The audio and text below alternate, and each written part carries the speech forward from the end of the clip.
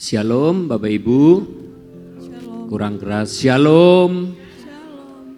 Baik, puji Tuhan, di pagi hari ini kita boleh kembali diberikan kesempatan untuk bersama-sama kita memuji dan meninggikan nama Tuhan. Biarlah di pagi hari ini kita boleh memberikan yang terbaik bagi kemuliaan namanya. Kita akan bersama-sama berdoa terlebih dahulu. Kita mau tundukkan kepala. Bapa di surga, Bapa yang baik, pagi hari ini kami kembali bersama-sama datang kepada Tuhan.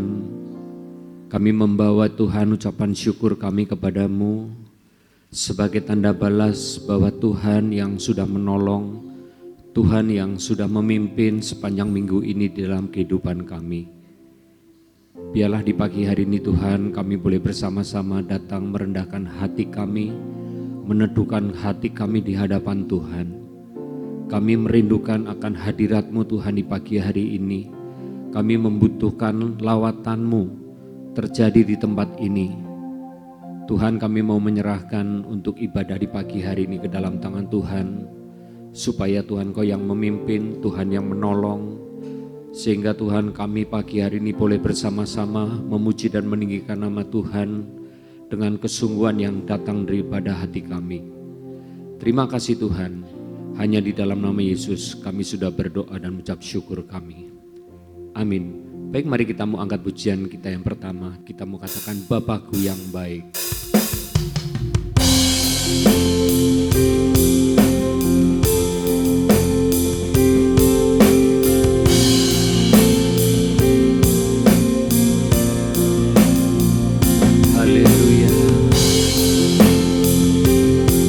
Sama-sama memberikan yang terbaik di pagi hari ini bagi nama Tuhan. Memandang wajah-Mu, rasakan kasih-Mu,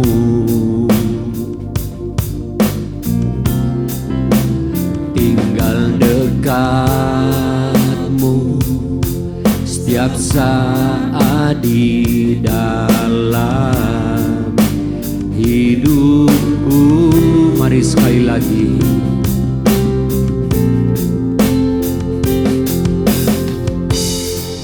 Memandang wajah-Mu,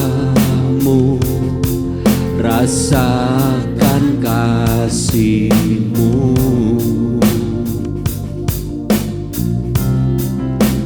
tinggal dekat-Mu setiap saat di dalam hidupku.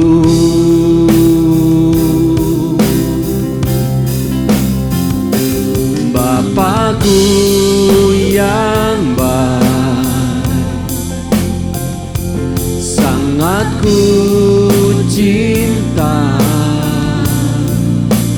Kasih-Mu padaku semakin nyata ku rasakan. Kaulah Bapakku yang baik, penuh karunia. Ku bersyukur selalu kepadamu Bapa. Mari bersama-sama lagi dari hati untuk meninggikan nama Tuhan. Memandang wajah-Mu, rasakan kasih-Mu, katakan tinggal dekat-Mu, tinggal dekat-Mu setiap saat di dalam hidupku.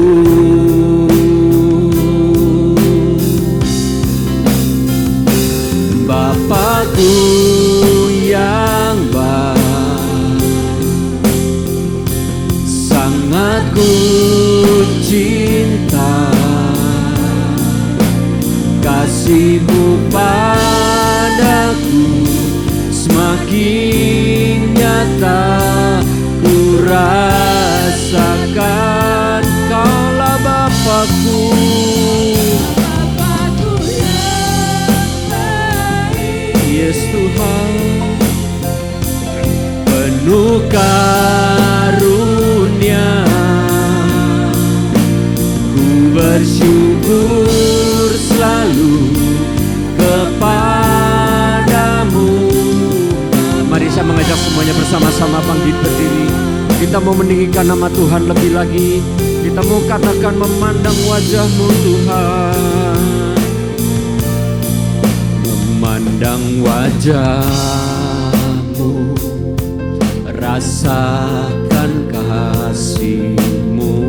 Mari bersama-sama tinggal dekat-Mu, tinggal dekat-Mu setiap saat di dalam hidupku.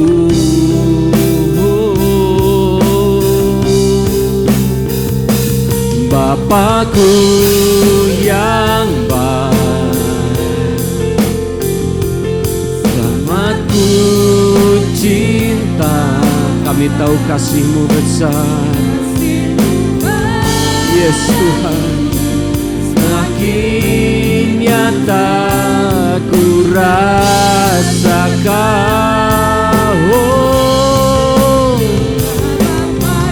yang baik, penuh karunia, ku bersyukur selalu kepadamu Bapa. Bapakku yang baik, Kaulah Bapakku yang baik, sangat ku cinta. Mari bersama-sama karena kasih-Mu. Yes, kami tahu Tuhan semakin nyata dalam hidup kami. Kaulah Bapakku yang baik, Bapakku yang baik, penuh karunia, ku bersyukur selalu kepadamu Bapa. Mari sekali lagi katakan Bapakku yang baik, Bapakku yang baik. Yes, ini hati kami Tuhan. Begitu besar kasih-Mu dalam hidup kami. Kasih-Mu padaku semakin nyata ku rasakan. Kaulah Bapakku yang baik, Tuhan, penuh karunia, ku bersyukur selalu kepadamu Bapa. Mari bersama-sama katakan Bapakku, Bapakku yang baik. Engkau adalah Bapa kami yang baik. Biar di pagi hari ini Tuhan, yang datang dari dalam hati kami meninggikan nama-Mu.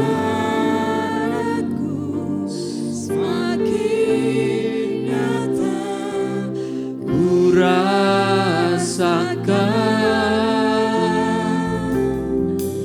Kaulah Bapakku yang baik, penuh karunia, ku bersyukur selalu kepadamu Bapa. Katakan ku bersyukur, ku bersyukur selalu kepadamu Bapa. Oh, Kaulah Bapakku yang baik, Bapa yang selalu ada dalam hidupku. Kaulah Bapakku yang baik, Bapa yang baik. Mari bersama-sama angkat suara kita di hadapan Tuhan. Ditinggikanlah namamu, diagungkan namamu Tuhan. Kami rindukan Engkau, kami tinggikan namamu.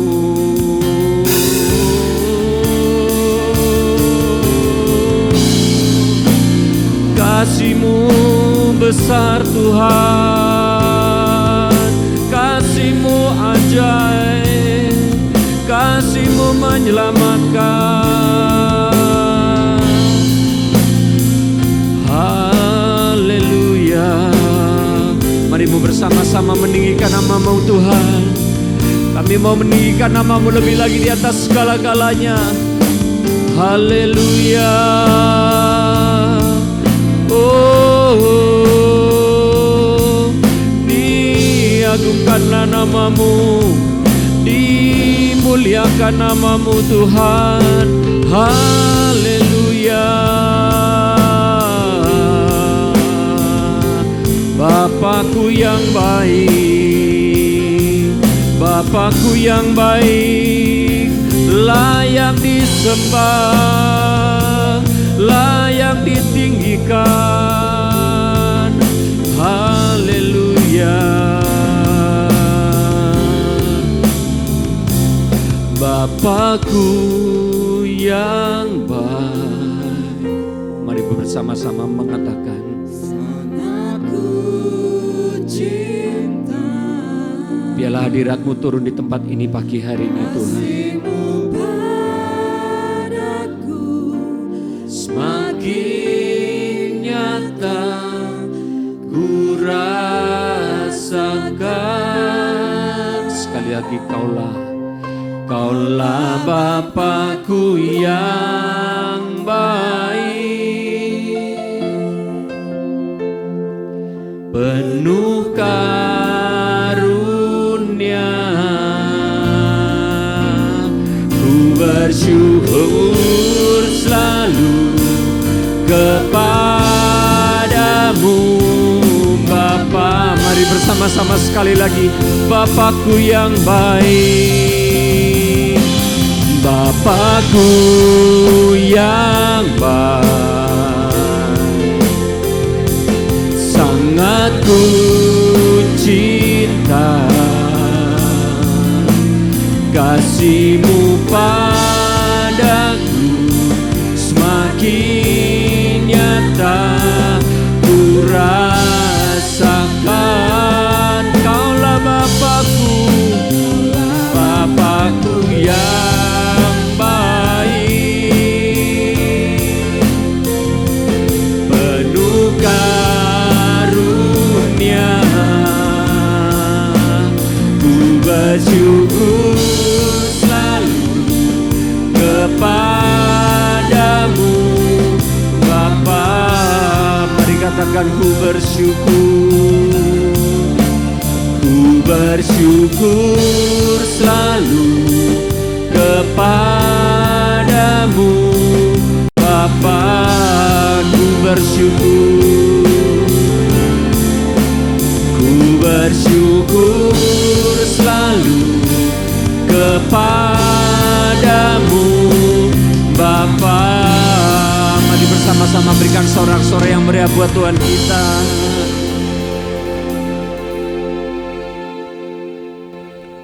Kami mau terus bersyukur untuk pagi hari ini Tuhan, karena Engkau baik dalam hidup kami. Engkau sangat baik Tuhan dalam hidup kami. Oleh karena itu Tuhan, biarlah di pagi hari ini kami mau terus bersama-sama memberikan yang terbaik. melalui hidup kami, melalui hati kami Tuhan, kami mau meninggikan nama-Mu, melalui penyembahan, melalui pujian, melalui sorak-sorai yang kami naikkan di pagi hari ini. Terima kasih Bapa di surga, di dalam nama Tuhan Yesus kami sudah berdoa dan mengucap syukur. Yang siap memuji dan meninggikan nama Tuhan katakan bersama-sama, amin, haleluya, shalom sekali lagi Bapak Ibu. Shalom. Baik, sebelum kita menaikkan pujian kita yang selanjutnya, kita mau bersama-sama memberikan salam yang terbaik untuk kanan kiri kita. Katakan Tuhan Yesus baik. Haleluya. Siap memuji Tuhan lebih lagi? Amin. Amin. Kita mau katakan bersama-sama, bersyukurlah kepadanya. Haleluya. Yuk kita mau bersorak-sorai dan meninggikan nama Tuhan lebih lagi.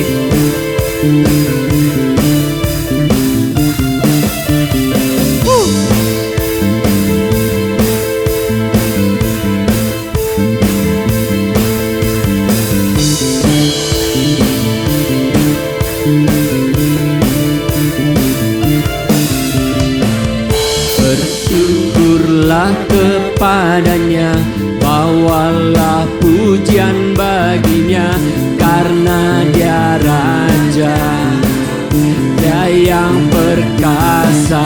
Katakan, Tuhanlah kekuatanku, Mazmur dan keselamatanku, dia penolongku yang beri hidup. Berjaya, seluruh semesta sujud menyembah. Mari bersama-sama katakan, agunglah kebangkitanmu, mujizat telah terjadi, junjung kasih anugerahmu, kekal teguh dan mulia. Masyurlah perbuatanmu, kau penyelamat hidupku, kasihmu tiada tara, bertata kau Tuhan Rajaku. Mari bersama-sama bersorak-sorai lebih lagi bagi nama Tuhan.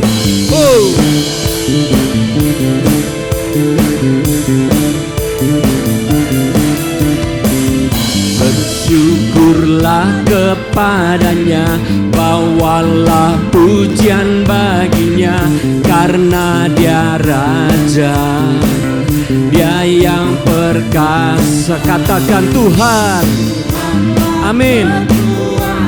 Oke. Dan keselamatanku, dia penolongku yang beri hidup. Kau yang berjaya, seluruh semesta sujud menyembah. Mari bersama-sama katakan, agunglah kebangkitanmu, mujizat telah terjadi, junjung kasih anugerahmu, kekal teguh dan masyurlah, masyurlah perbuatanmu, kau penyelamat hidupku, kasihmu tiada tara, bertata kau Tuhan.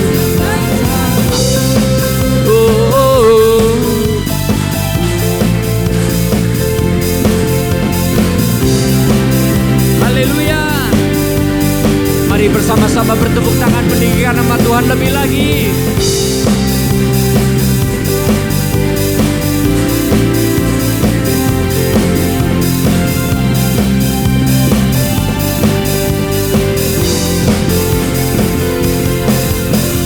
Yang berjaya, seluruh semesta sujud menyembah. Agunglah kebangkitanmu, mujizat telah terjadi, junjung kasih anugerahmu, kekal teguh dan katakan masyurlah, amin. Kau penyelamat hidupku, kasih-Mu tiada tara, bertata Kau Tuhan. Agunglah kebangkitan-Mu, mujizat telah terjadi.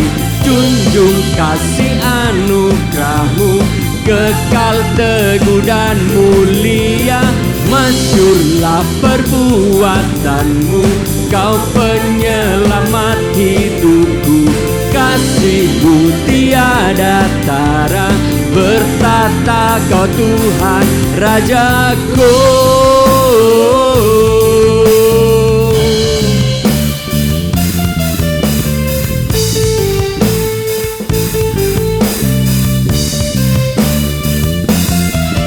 Haleluya. Bapak Ibu boleh duduk kembali. Puji nama Tuhan. Meskipun hidup kita ini banyak masalah Bapak Ibu, tapi kita tidak boleh takut, kita tidak boleh menyerah. Karena apa saudara? Kita punya Tuhan yang hebat. Tuhan yang sanggup membereskan segala sesuatunya. Yang setuju katakan amin. Amin. Yuk kita mau angkat pujian ini. Beres KB. Oh.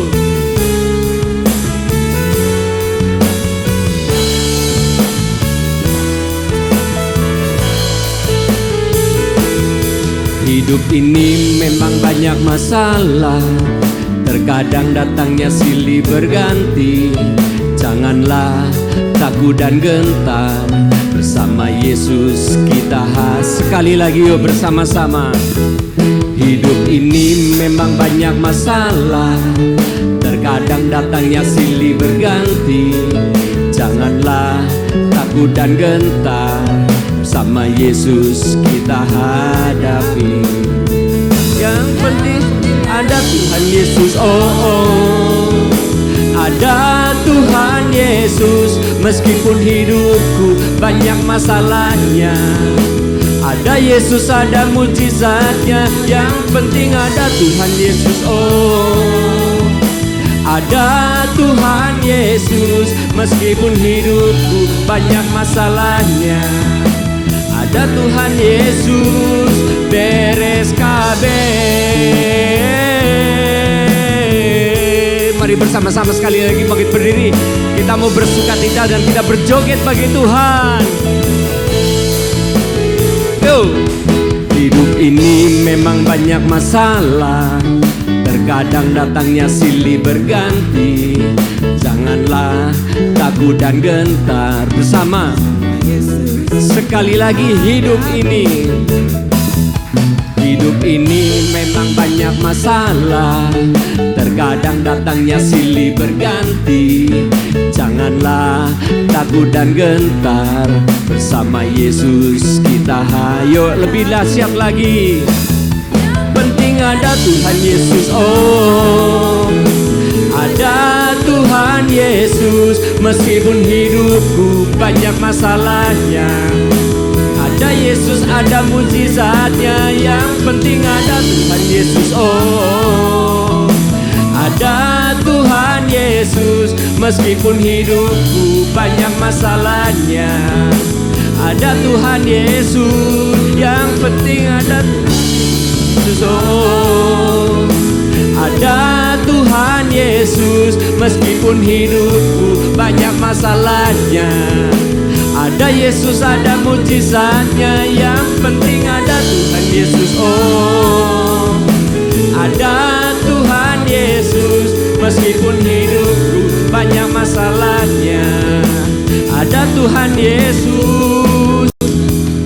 Tuhan Yesus, yuk kita mau bersama-sama berjoget bergoyang bagi Tuhan. Meskipun hidup Katakan, ada Yesus, ada mujizatnya. Yang penting ada Tuhan Yesus, ada Tuhan Yesus. Meskipun hidupku banyak masalahnya, ada Yesus, ada mujizat. Sekali lagi yang penting, sing. Ada Tuhan Yesus, meskipun hidupku banyak masalahnya. Ada Yesus, ada mujizatnya, yang penting ada Tuhan Yesus. Oh, ada Tuhan Yesus, meskipun hidupku banyak masalahnya. Ada Tuhan Yesus, beres kabeh.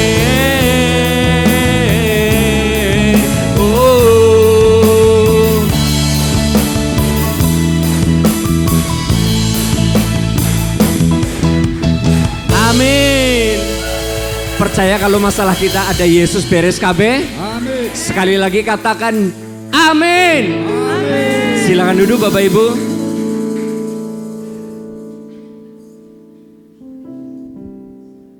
Dan mari di pagi hari ini kita mau bersama-sama memberikan yang terbaik lebih lagi. Ibadah yang benar adalah ketika kita mau memberikan hidup kita. Hidup yang kudus, berkenan bagi nama Tuhan. Mari di pagi hari ini kita mau bersama-sama membuka hati kita di hadapan Tuhan lebih lagi. Izinkan firman itu masuk. Izinkan firman Tuhan itu akan mengubahkan setiap kehidupan kita. Supaya pribadi kita lebih lagi berkenan di hadapan Tuhan. Pribadi yang diubahkan. Terima kasih Tuhan.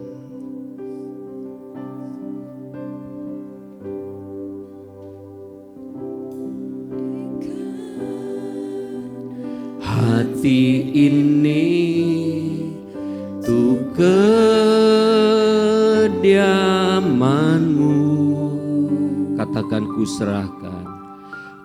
serahkan hidup ini untukmu Allahku.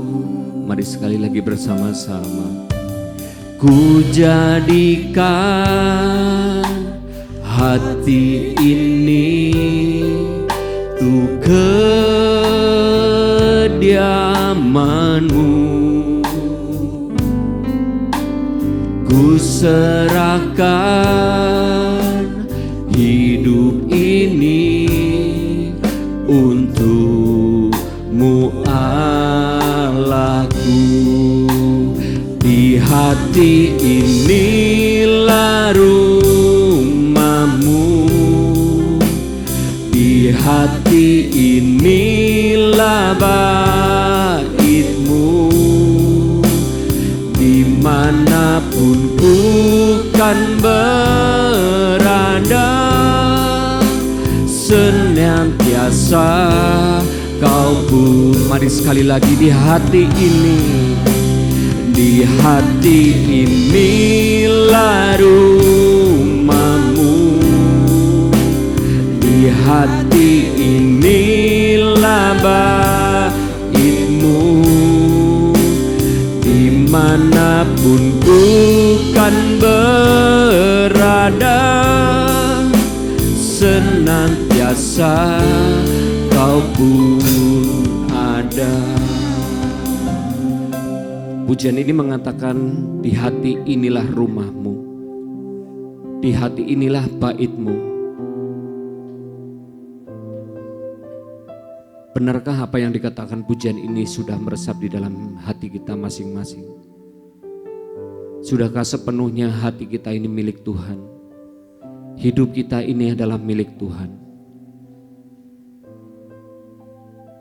Mari bersama-sama di pagi hari ini kita mau meneduhkan hati kita di hadapan Tuhan. Dan kita mau bersama-sama sepenuhnya mengasihi Tuhan dengan kesungguhan hati kita masing-masing. Mari kita mau angkat pujian ini sekali lagi bersama-sama. Berikan yang terbaik. Ku jadikan hati ini. Ku jadikan hati ini tuh kediamanmu. Katakan ku serahkan hidup ini untukmu Allah. Sekali lagi ku jadikan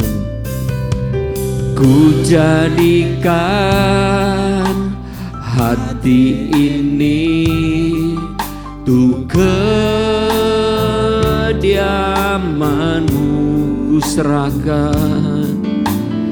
Ku serahkan hidup ini untukmu Allah. Mari bersama-sama. Di hati inilah rumahmu, di hati inilah baitmu, dimanapun ku kan berada, senantiasa kau. Mari bersama-sama bangkit berdiri sekali lagi, katakan hati ini.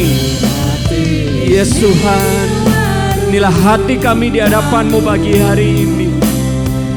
Kami mau membawa persembahan yang terbaik, pujian untuk meninggikan nama-Mu Tuhan. Bukan berada, senantiasa Kau di hati ini, di hati. Saya serahkan pada Pak Arif. Rumahmu, di hati inilah baitmu, dimanapun ku kan berada, senantiasa Kau pun ada. Di hati inilah rumahmu, di hati inilah baitmu, dimanapun ku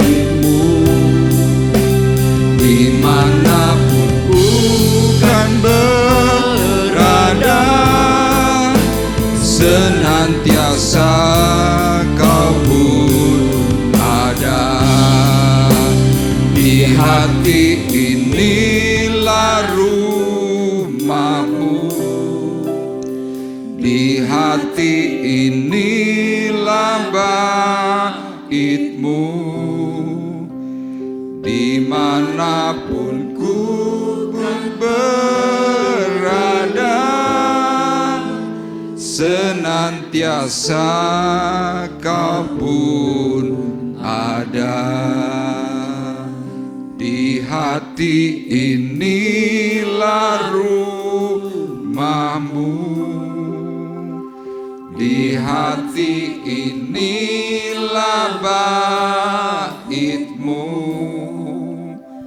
dimanapun ku kan berada, senantiasa Kau pun ada.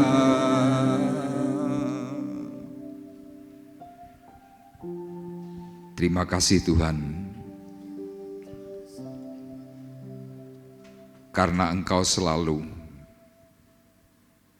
memenuhkan hati kami dengan hal-hal yang baik, memenuhkan hati pikiran kami dengan ketulusan yang datang daripada kasih Tuhan yang ajaib. Pagi hari ini Tuhan, kami sudah mempermuliakan nama-Mu, kami sudah memuji, kami membesarkan nama Tuhan di tempat ini, dan kami meyakini Tuhan sudah ada di tengah-tengah kami, siap memberikan berkat yang baru, memberikan pertolongan yang penuh dengan hal-hal yang lebih, sehingga kami semuanya Tuhan semakin dipulihkan oleh Tuhan. Terima kasih, kami bersyukur kepada Tuhan, karena Tuhan terus memberikan kepada kami kepercayaan. Dan hari ini Tuhan, kami sebagai umat Tuhan yang baik, sebagai umat Tuhan yang benar, Kami mau menjadi orang yang semakin dipercaya oleh Tuhan. Berbicaralah kepada kami secara khusus, dari hati ke hati, dari hati ke hati, sehingga apa yang Tuhan maksudkan untuk kami semuanya, kami mampu memenuhinya dengan benar, sehingga kami boleh masuk di dalam kerajaan-Mu yang kekal, surga yang mulia. Terima kasih.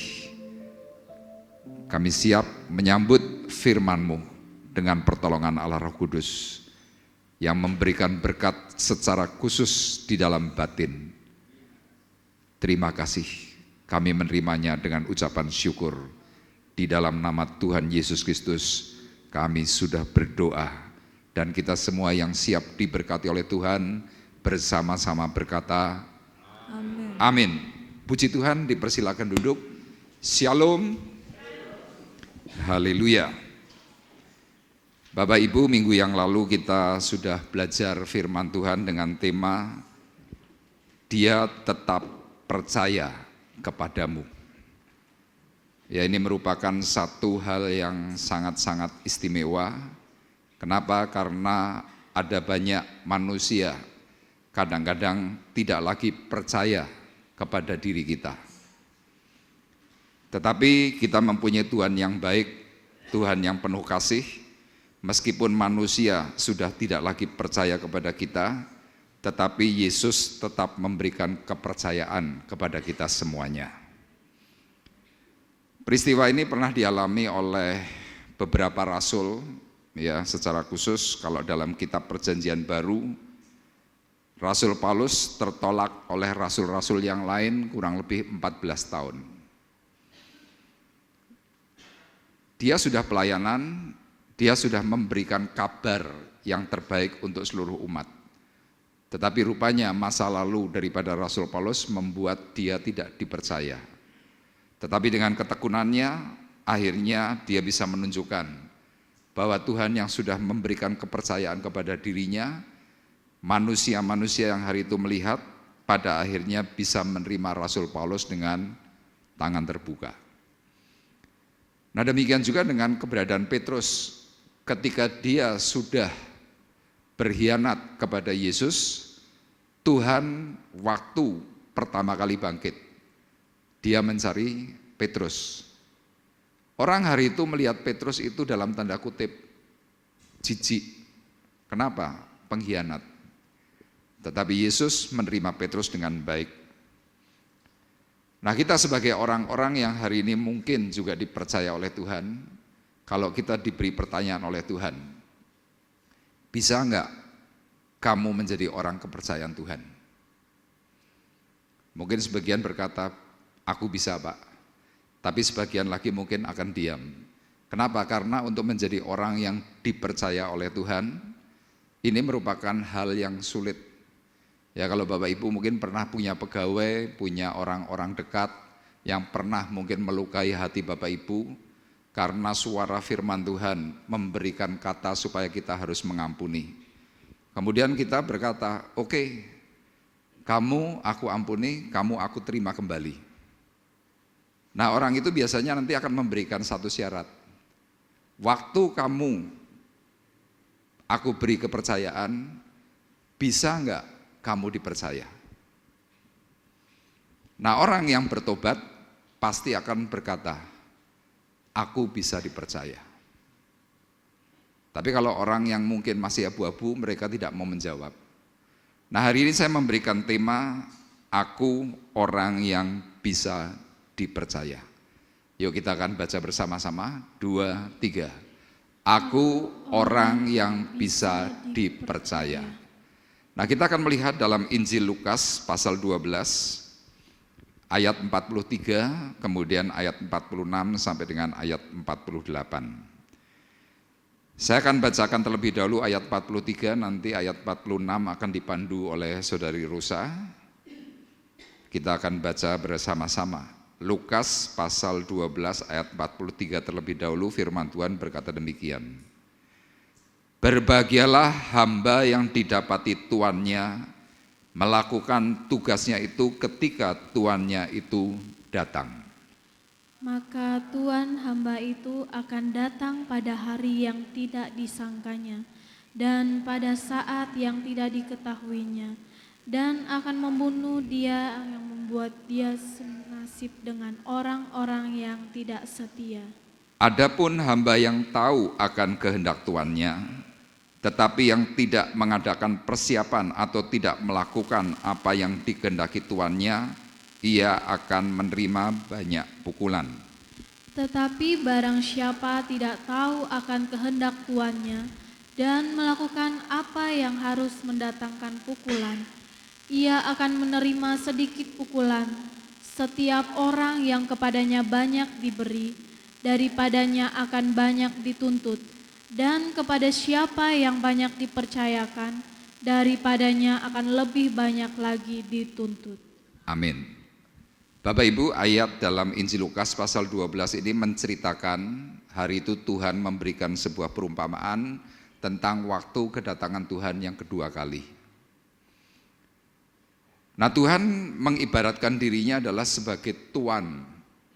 Kita sebagai anak-anak Tuhan, sebagai sidang jemaat, Tuhan memberikan gambaran kepada kita adalah hamba.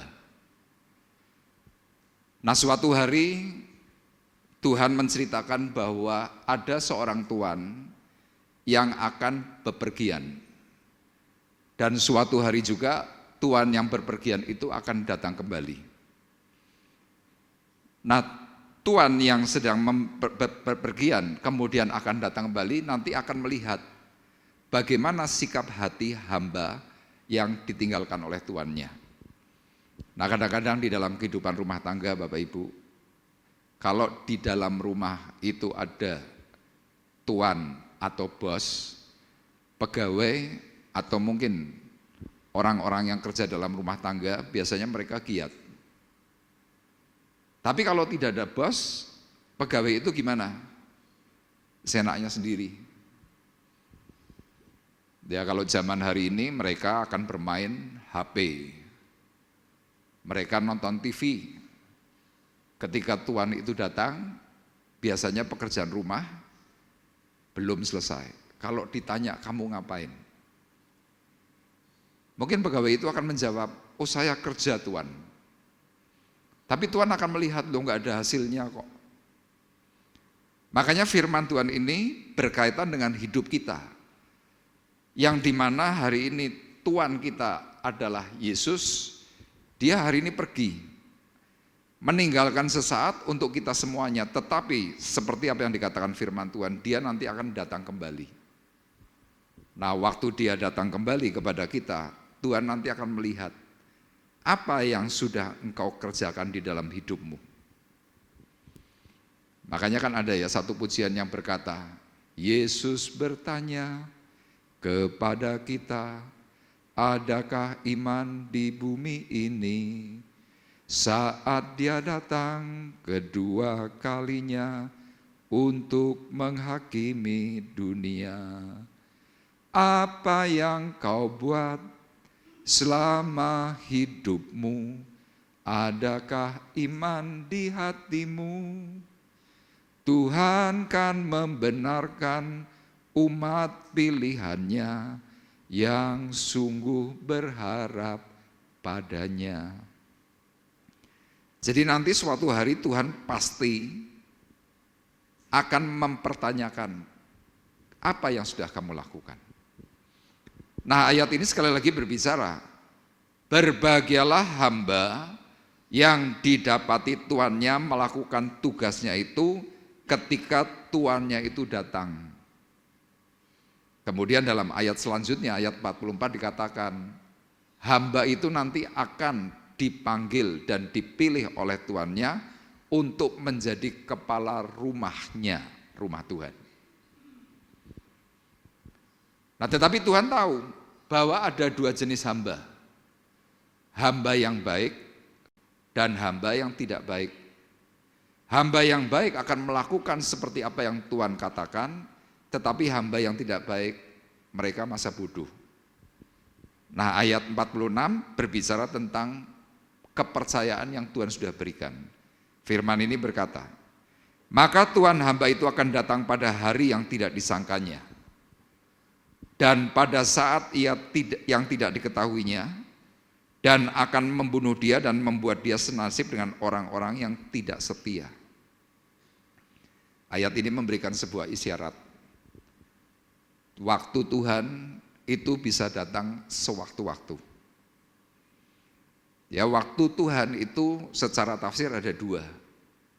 Yang pertama, waktu Tuhan ketika kita mungkin mati terlebih dahulu, atau waktu Tuhan nanti Tuhan datang yang kedua kali.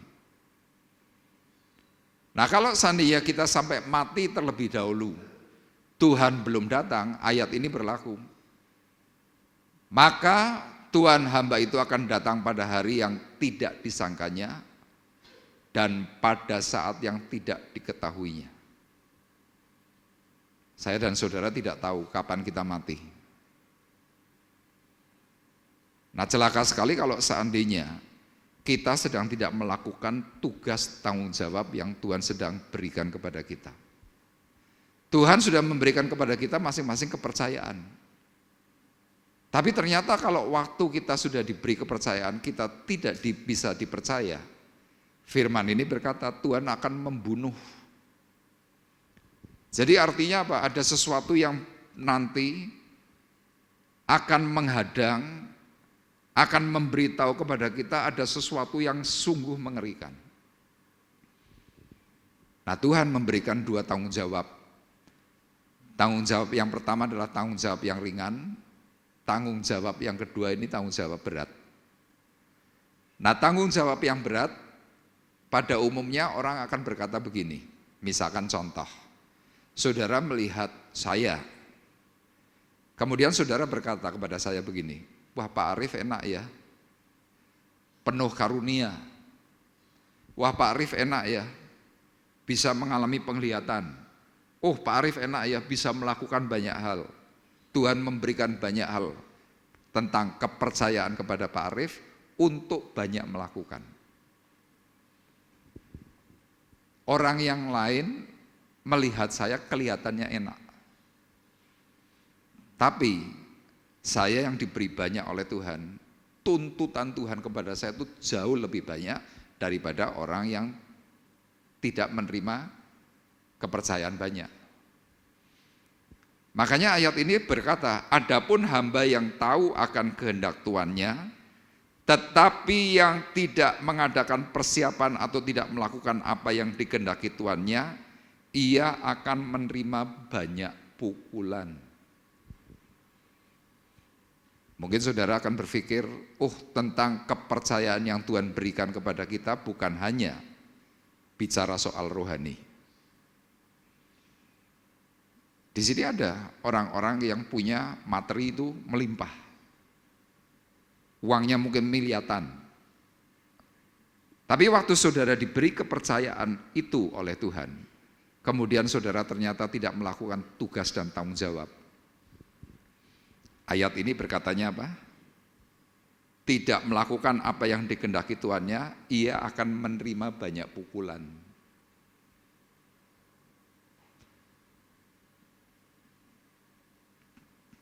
Anda mungkin akan berkata juga, wah kalau begitu enak dong Pak, orang-orang yang tidak terlalu kaya. Ini masalah persoalan dari hati. Anda hari ini mungkin berkata, enak nanti tidak terlalu banyak dituntut. Tapi Anda yang sedang kurang hari ini pasti kan mengeluh. Keluhannya apa? Wah Tuhan tidak adil. Tuhan tidak memberikan aku berkat kelimpahan sehingga hidupku pas-pasan. Anda ngomel. Anda kepingin supaya Tuhan berkati aku. Bisa, gampang. Tapi pertanyaannya ketika engkau sudah diberkati oleh Tuhan, engkau bisa dipercaya enggak?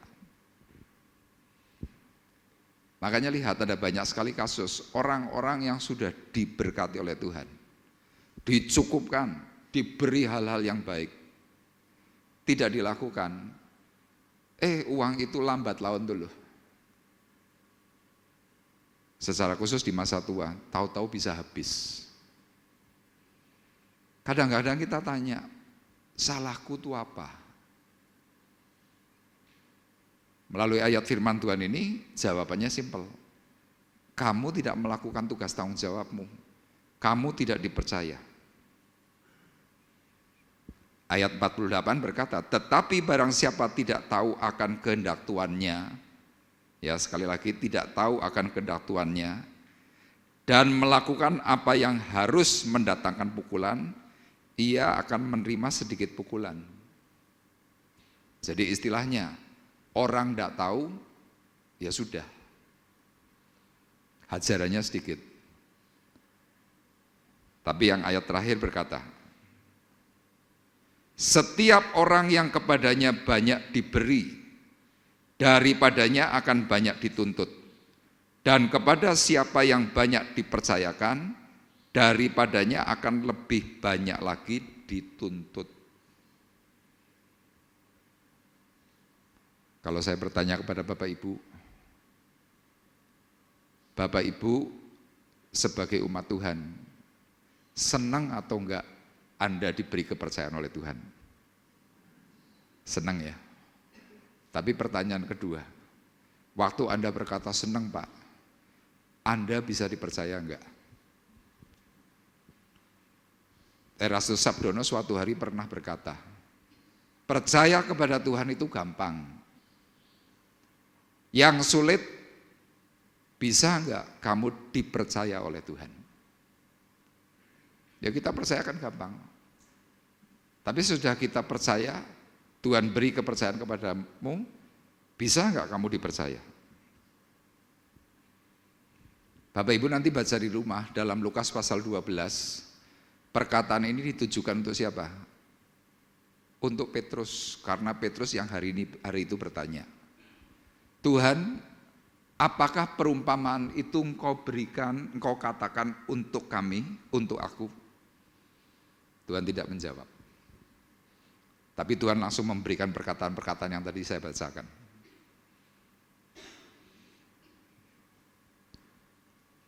Sebelum Yesus mati, sebelum Yesus disalib, Petrus berkhianat. Waktu Petrus berkhianat, dia menyesal.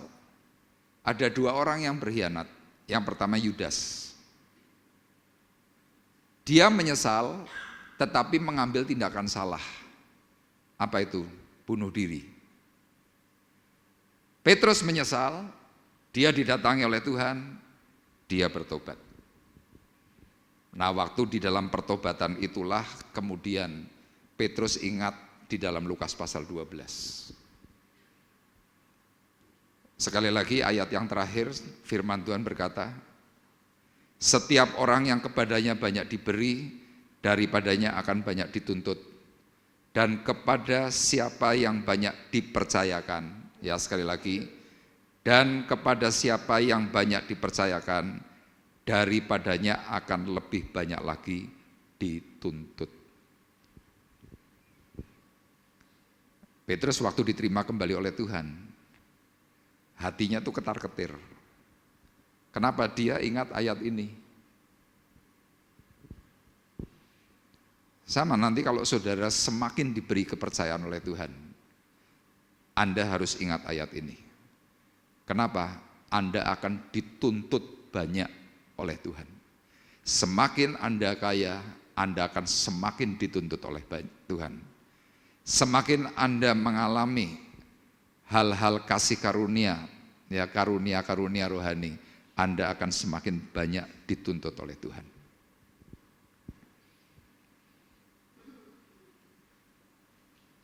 Makanya saya inginkan pagi hari ini Anda siap enggak kalau diberi kepercayaan, kemudian Anda berani berkata, Tuhan, aku adalah orang yang bisa dipercaya. Anda siap? Halo Bapak Ibu, ayat ini agak mengerikan ya, karena apa? Ada dua sisi, enak dan tidak enak.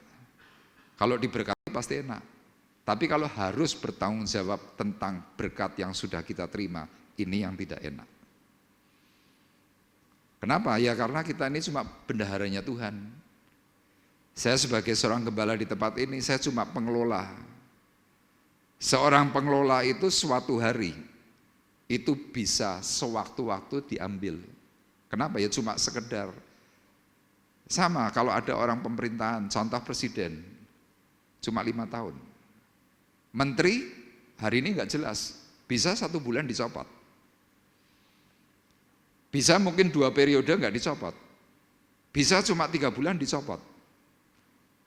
Nah kalau Bapak Ibu perhatikan, ada banyak sekali hari ini orang-orang pemerintahan.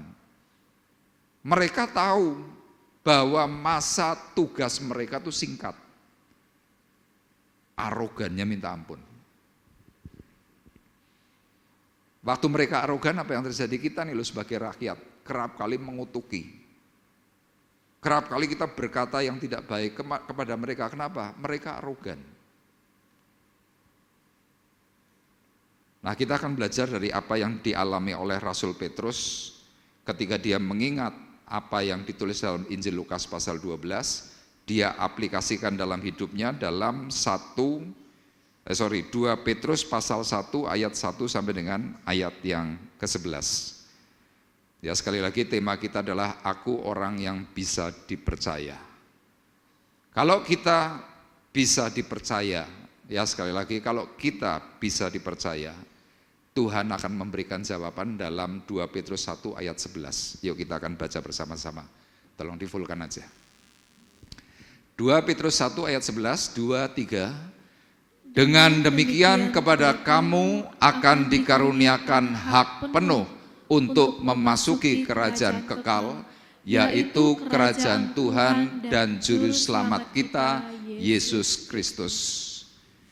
Sekali lagi Bapak Ibu, kalau kita berani berkata, aku orang yang bisa dipercaya, Tuhan waktu nanti menerima kita, Tuhan akan berkata, kamu menerima hak penuh untuk memasuki kerajaanku. Mari masuklah hamba yang baik ke dalam kerajaanku. Untuk apa? Ikut memerintah bersama Tuhan. Makanya saya memberikan tujuan memperoleh hak penuh untuk masuk kerajaannya. Caranya gimana? Kita akan bersama-sama belajar mulai dari ayat 1. Bagaimana sikap orang yang bisa dipercaya agar bisa memperoleh hak penuh masuk dalam kerajaannya? Yang pertama, Bapak Ibu, semakin rendah hati. Ya ini hal yang tidak mudah. Orang kalau penuh karunia, orang kalau punya kekuatan, punya kekayaan, untuk rendah hati itu paling sulit. Makanya orang kan sering berkata, wah dulu waktu dia belum punya apa-apa, wah wongnya sumeh, wapik, rendah hati, tapi saiki bar sugih lali kabeh. Anda kalau melihat orang begitu jengkel enggak Bapak Ibu? Halo? Jengkel enggak kalau melihat ada teman kita seperti itu? Pasti jengkel. Sama, Tuhan melihat seperti itu juga jengkel. Tapi Petrus yang mengingat dalam Injil Lukas pasal 12, apa yang Tuhan katakan? Bahwa seorang yang mendapatkan kepercayaan penuh dari Tuhan akan dituntut banyak. Ketika Petrus hari itu dipercaya oleh Tuhan menjadi seorang rasul, semakin hari, dia semakin rendah hati. Ayat 1 dan ayat 2, perhatikan Bapak Ibu dalam 2 Petrus 1. Ayat ini berkata demikian, difulkan aja. Dari Simon Petrus, hamba dan rasul Yesus Kristus, kepada mereka yang bersama-sama dengan kami memperoleh iman, oleh karena keadilan Allah dan Juru Selamat kita, Yesus Kristus. Kasih karunia dan damai sejahtera melimpahi kamu oleh pengenalan akan Allah dan akan Yesus Tuhan kita. Bapak Ibu kalau perhatikan dalam surat 2 Petrus ayat 1, diawali dengan kata-kata dari Simon Petrus, hamba dan rasul Yesus Kristus. Kenapa saya menyebutkan bahwa Petrus ketika dia menjadi seorang Kristen yang progresif, saya sebutkan tadi kenapa saya sebutkan sebagai orang yang semakin rendah hati. Karena ini adalah pengakuan dari dirinya. Anda nanti bisa bayangkan, bandingkan dengan 1 Petrus 1 ayat 1. Surat pertama dengan perkataannya dari Petrus, Rasul Yesus Kristus. Dalam surat 1 Petrus diawali untuk pemberitahuan kepada sidang jemaat yang dilayani, kira-kira perkataannya begini, hai orang-orang Galatia, hai orang-orang Pontus, kalau engkau hari ini tidak dipercaya oleh orang lain, saat engkau mengikut Tuhan, engkau sungguh-sungguh di dalam Tuhan, engkau bisa dipercaya dan posisimu dipulihkan. Contohnya aku, makanya dia berkata dari Petrus, Rasul Yesus Kristus. Kenapa? Karena dia sudah dipulihkan oleh Tuhan. Jadi hari itu bagi orang-orang yang hopeless, orang-orang yang sudah tidak lagi dipercaya oleh orang lain, mendengar kata Petrus, dari Petrus, Rasul Yesus Kristus. Orang langsung berpikirnya gini, oh iya ya, dulu pengkhianat, dulu tidak bisa dipercaya, Tuhan kasih kepercayaan ulang. Hari ini bisa jadi rasul. Nah dalam surat 1 Petrus kemudian Petrus mulai menjelaskan banyak hal. Tapi semakin dia progresif, semakin dia bertumbuh dalam iman, Petrus menunjukkan satu sikap, dirinya semakin rendah hati. Bukti kerendahan hatinya Petrus apa? Ini ayatnya. Dari Simon Petrus, hamba. Yang awal kan bukan hamba. Kenapa dia tidak menyebutkan di awal seorang hamba? Karena dia sedang ingin menunjukkan kepada semua orang, Tuhan itu pemulih, Tuhan itu bisa kembali percaya kepada dirimu. Hari ini aku sudah dipercaya oleh Tuhan. Hari ini aku sudah terjun di dalam pelayanan sekian tahun. Petrus kembali memberikan suratnya dengan perkataan dari Simon Petrus, hamba.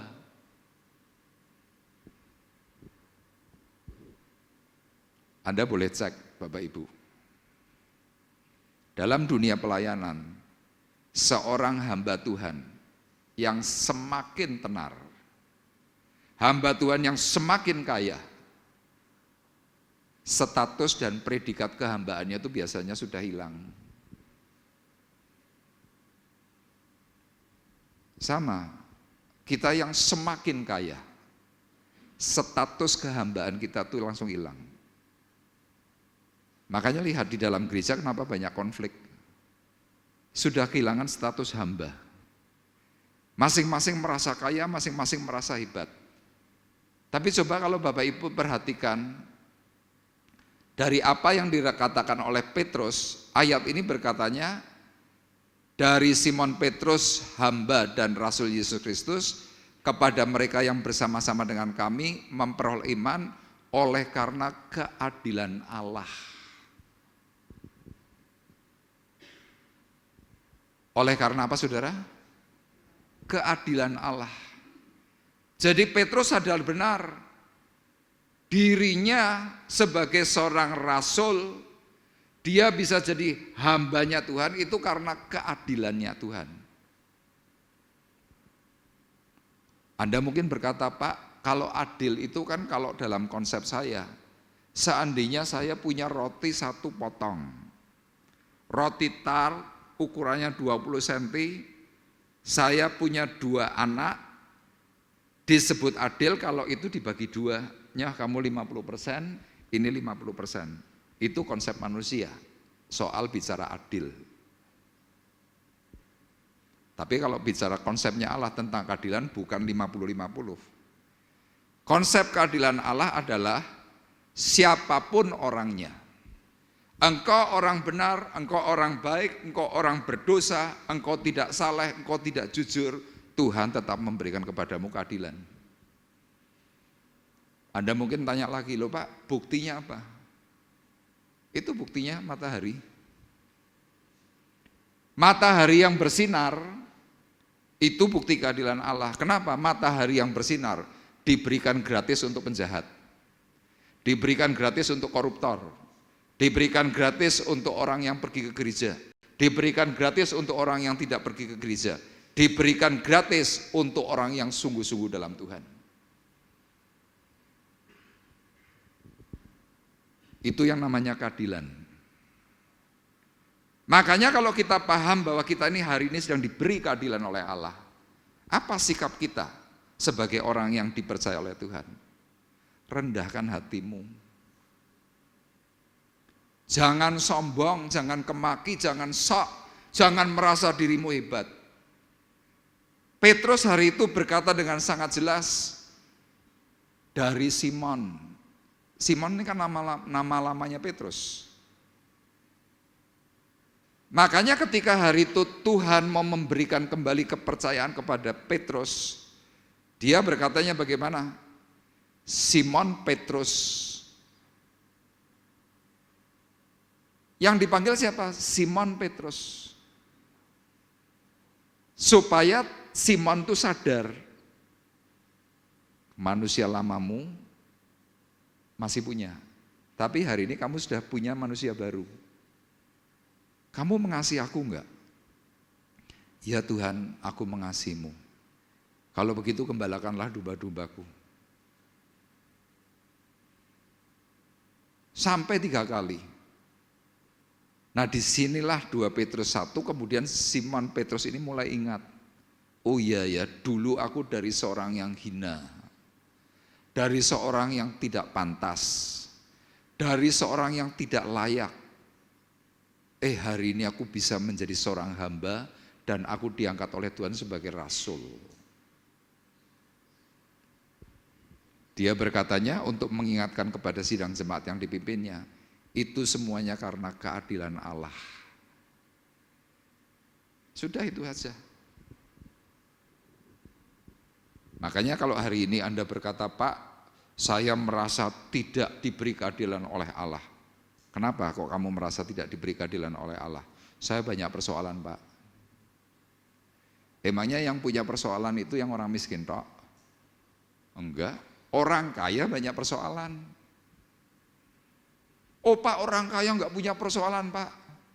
Lah coba nanti kapan-kapan Bapak Ibu kumpul, ya kumpul dengan saya dulu, nanti Anda akan saya ajak untuk pelayanan yang saya layani orang kaya. Coba banyak persoalan enggak? Oh Pak, persoalan orang kaya kan bukan uang. Siapa bilang? Suami istri kaya, problemnya ya duit. Kenapa? Duitmu, duitmu, duitku, duitku. Kadang ada istri yang minta duit kepada suaminya enggak diberi. Istrinya punya duit enggak? Punya. Tapi dia menuntut haknya sebagai seorang istri. Minta kepada suaminya.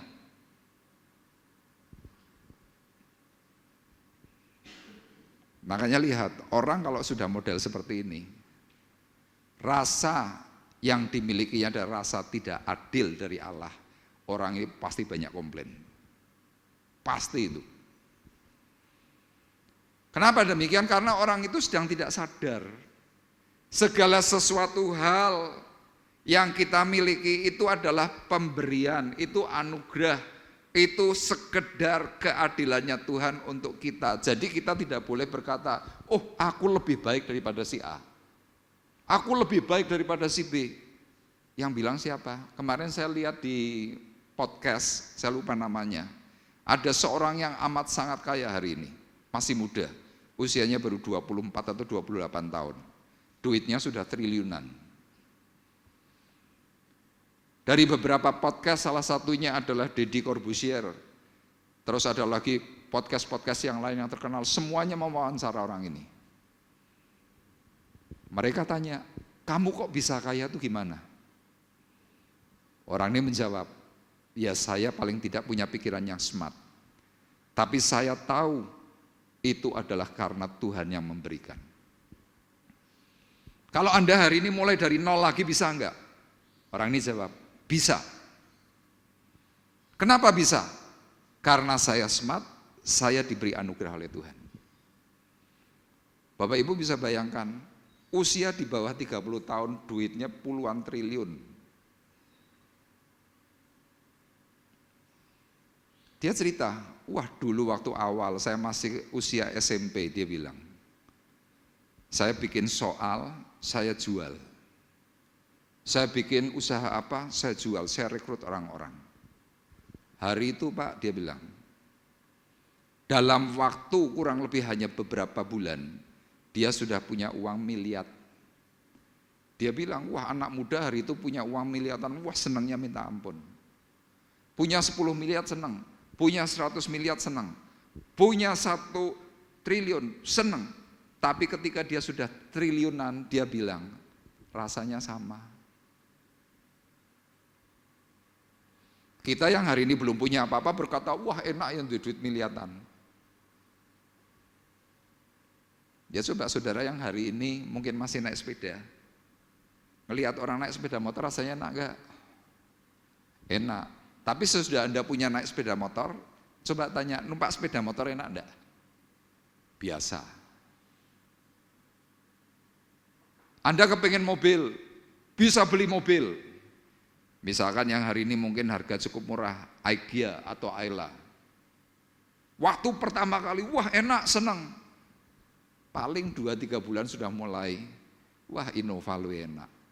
Numpak Innova, Alphard lu enak. Gak ada batasnya. Makanya dalam ayat 2 kemudian Petrus berkata, kasih karunia dan damai sejahtera melimpahi kamu oleh pengenalan akan Allah dan akan Yesus Tuhan kita. Jadi seorang yang bisa memiliki sikap yang rendah hati, kuncinya yang pertama adalah apa? Waktu orang itu bisa bersyukur. Kenapa orang itu bisa bersyukur? Karena orang itu bisa kenal siapa Tuhan yang diikuti. Orang kalau kenal Tuhan dengan baik, rasa ucapan syukur yang disebut dengan kasih karunia dan damai itu pasti melimpah. Makanya lihat orang rendah hati, uripe mesti ayem. Amin. Tapi coba orang kemerungsung, orang-orang sombong, bisa ayem? Gak bisa. Kenapa? Tidak pernah puas. Hari itu Petrus mencoba menunjukkan kepada Tuhan, Tuhan, aku orang yang bisa dipercaya. Tuhan tanya, buktinya apa? Aku semakin merendahkan hati di hadapanmu. Buktinya apa? Ini Tuhan tulisanku. Aku menuliskan surat kepada sidang jemaat yang kulayani, yang Tuhan percayakan kepada diriku. Aku nulis dari Simon, Petrus, hamba. Kenapa enggak ditulis rasul dan hamba? Dia mengedepankan seorang yang benar-benar di bawah hamba. Kemudian baru menyebut dirinya rasul. Jadi Petrus itu sedang memposisikan diri meskipun dia terhormat, tapi status kehambaannya itu tidak hilang. Orang kalau tidak sombong, orang yang punya sikap rendah hati pasti tidak jaim. Anda tahu jaim? Jaga image. Orang sombong itu jaga image. Ketemu wong nek ora disopo sik, moh. Ndak disalami dulu, moh. Semuanya harus orang itu dulu, superior merasanya begitu. Tapi coba baca ayat ini. Itu semuanya karena keadilan Allah. Engkau bisa cantik, engkau bisa hebat, engkau bisa kaya, engkau bisa pinter, engkau punya segala sesuatu itu karena keadilan Allah. Yang setuju katakan amin. Itu yang pertama. Kemudian hal yang kedua, bagaimana sikap orang yang bisa dipercaya? Yang kedua, orang itu mau untuk menjauhi hawa nafsu dunia. Yuk kita baca bersama-sama, 2, 3. Jauhi hawa nafsu dunia. Kita yang normal berkata nonsens Pak, gak mungkin kita manusia hidup itu tidak punya hawa nafsu dunia. Loh hawa nafsu boleh Bapak Ibu, tapi harus ada takarannya. Nafsu makan baik gak? Baik. Anda gak punya nafsu makan, Anda gak doyan makan. Nafsu seks baik gak? Baik. untuk pasangan suami istri. Tapi kalau Anda ngumbar hawa nafsu seks, waduh, itu celaka. Jadi Tuhan memberikan batasan. Tapi kalau kita sampai terikat dengan namanya hawa nafsu dunia. Ini gambarnya, saya beri gambar orang-orang Israel menyembah patung lembu emas. Anda mungkin selama ini kan mempertanyakan kenapa Israel menyembah patung lembu emas. Kenapa tidak diberi sebuah penggambaran menyembah Tuhan? Ya karena mereka keblinger. Sudah ditolong oleh Tuhan, sudah dikeluarkan dari Mesir, mereka dilepaskan dari perbudakan. Pikiran mereka cuma dua. Lembu emas ini gambaran yang pertama adalah gambaran tentang kerja. Lembu itu kan pekerja. Emas bicara soal apa? Duit. Di dalam dunia kita, pilih ibadah atau pilih duit? Rata-rata pilih duit. Kenapa pilih duit? Belum ada masalah. Tapi coba kalau punya masalah, punya problem besar, pilih ibadah atau pilih duit? Pilih ibadah. Kenapa? Duitmu sudah tidak lagi mampu menyelamatkan hidupmu.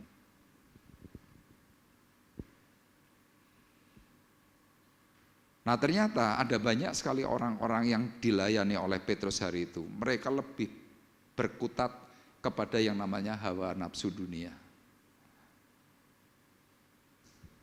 Ya maaf, orang-orang yang sedang mencoba mengikuti hawa nafsu dunia, yang di seberang itu loh, diizinkan bisa punya istri 4. Alasannya apa? Ya alasannya baik.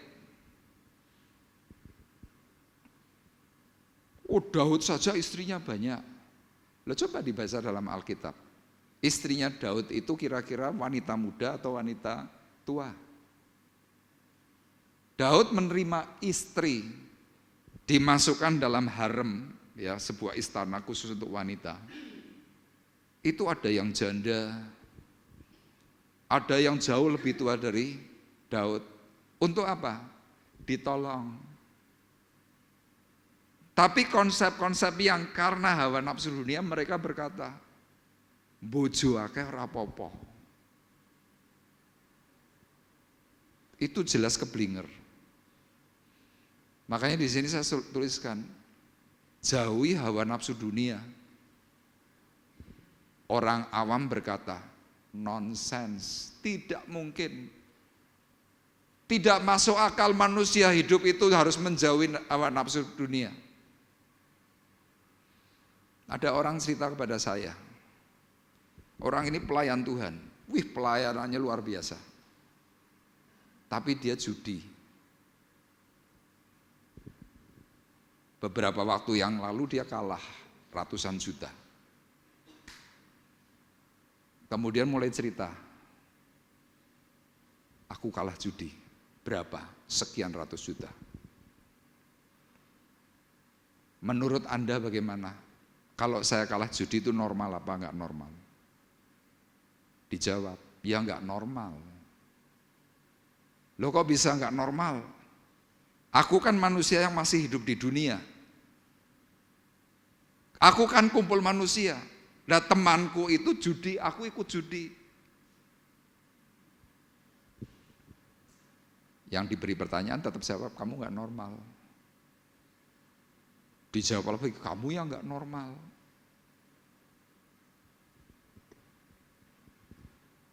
Nah orang ini memberikan sebuah argumentasi bahwa kalah judi atau orang berjudi itu dianggap tidak apa-apa.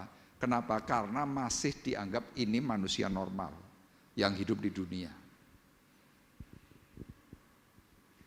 Orang ini berkata tidak mungkin. Saya jawab, karena orang yang diberi pertanyaan itu cerita kepada saya jawab, ya orang ini masih mengandalkan dirinya. Loh kok bisa? Kita lihat ayatnya. 2 Petrus 1 ayat 3 dan 4. Karena kuasa ilahinya telah menganugerahkan kepada kita segala sesuatu yang berguna. Untuk apa? Untuk hidup yang saleh. Oleh pengenalan kita akan Dia yang telah memanggil kita oleh kuasanya yang mulia dan ajaib, dengan jalan itu Ia telah menganugerahkan kepada kita janji-janji yang berharga dan yang sangat besar, supaya olehnya kamu boleh mengambil bagian dalam kodrat ilahi dan luput dari hawa nafsu dunia yang membinasakan dunia. Loh, Tuhan melalui perkataan Rasul Petrus, dia memberikan perkataan kira-kira gini loh. Hei orang-orang Galatia, hei orang-orang Pontus, aku ini loh sebagai orang yang dipercaya oleh Tuhan, aku kuat untuk tidak melakukan hasrat nafsu duniawi. Dengan cara apa? Petrus berkata, karena Tuhan sudah memberikan kuasanya yang ilahi. Jadi kalau kita sebagai anak Tuhan yang hari ini sudah terjun pelayanan, kita masih suka mabuk, kita masih suka judi, kita masih suka ini itu yang negatif-negatif, itu Anda sedang memakai kekuatan pribadi.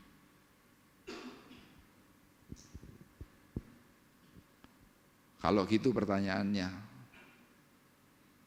Anda bisa enggak disebut sebagai orang yang bisa dipercaya? Jawabannya jelas, tidak. Makanya kalau ada orang berkata, jauhi hawa nafsu dunia, nonsens. Ya nonsens bagi orang yang tidak mengandalkan Tuhan.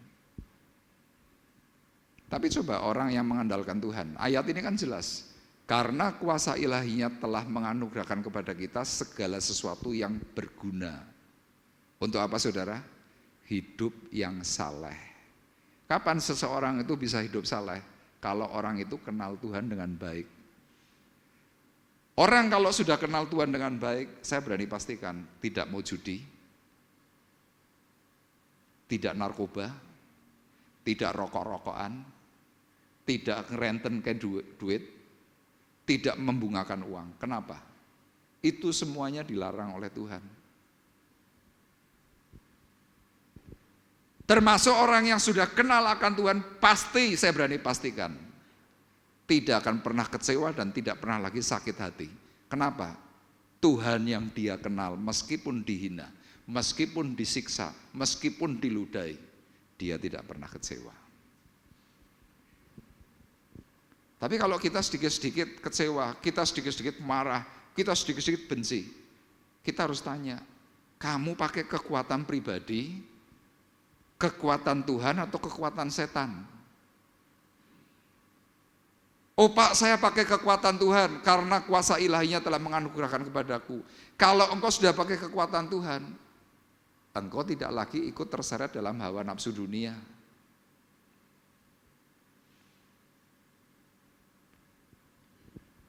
Loh Bapak Ibu bayangkan ya, seperti yang tadi saya ceritakan, sudah melayani,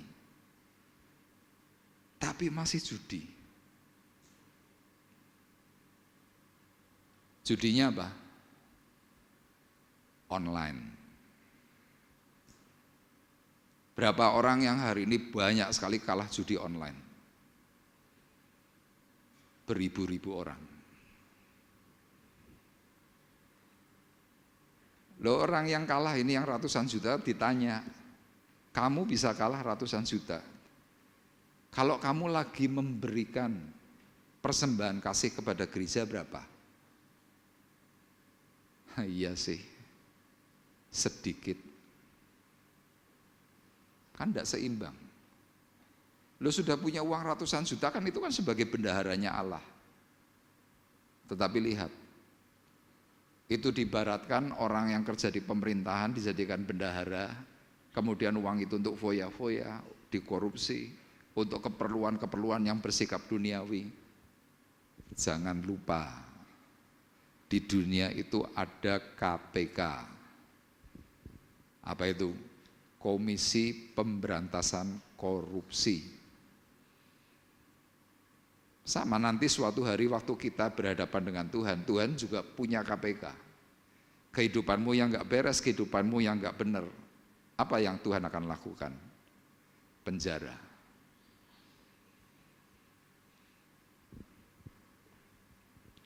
Loh, orang kalau bisa mengambil kuasa ilahi, Bapak Ibu, Anda itu bisa diidentikan seperti Tuhan. Ini loh ayatnya. Dengan jalan itu. Dengan jalan apa? Dengan jalan kau mengambil kuasa ilahi yang telah dianugerahkan kepada kita, janji yang berharga dan yang sangat besar. Supaya olehnya kamu boleh mengambil bagian dalam kodrat ilahi. Kodrat ilahi itu dalam bahasa Inggris itu divine nature. Naturalnya manusia itu seperti Allah, kira-kira seperti itu. Jadi Allah Bapa di surga itu punya 3 pribadi. Allah Bapa, Putra, Roh Kudus. Sama, Anda satu tubuh itu punya 3 unsur hidup. Roh, jiwa, tubuh. Jadi sewaktu Anda mengambil kuasa yang ilahi, bagaimana hidupmu?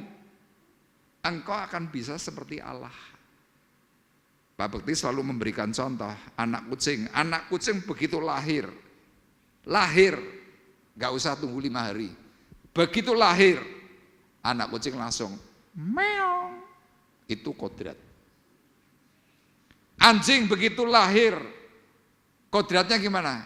Bukan gonggong langsung, tapi dia ngeringi.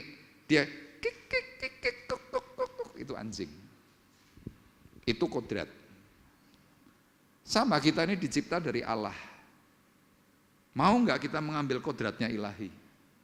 Waktu engkau memakai kuasa Tuhan, engkau bisa seperti Allah.